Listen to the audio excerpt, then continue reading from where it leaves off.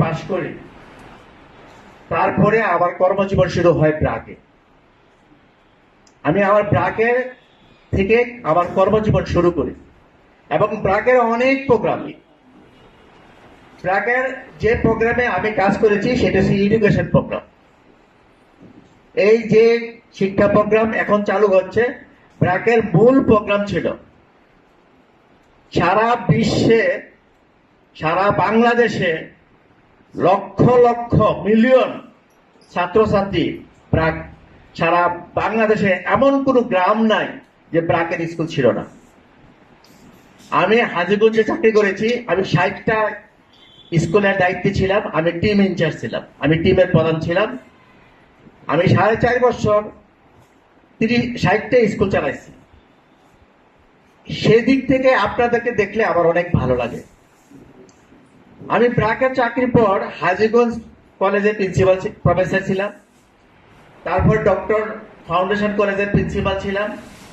আমি founder principal, প্রতিষ্ঠাতা principal. এলিটগঞ্জে আপনারা যে কলেজটা দেখেন, সেই কলেজটা তখন পানির নিচে ছিল। এলিটগঞ্জ হাই স্কুলে এই কলেজটা চালু করি, তারপরে ওই বিল্ডিং আমি নিজে করি, এমপি মুক্ত করে স্বীকৃতি সব আমার হাতে।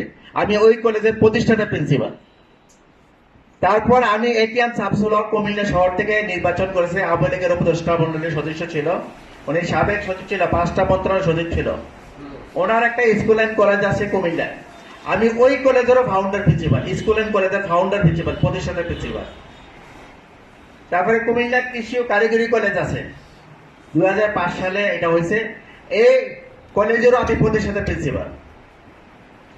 আমি এই কারণে কথাগুলো বলছি যে আমি শিক্ষা লাইনের সাথেই জড়িত।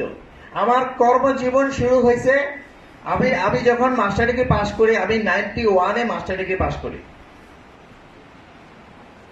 আমি 92-তে ব্র্যাকে জয়েন করি।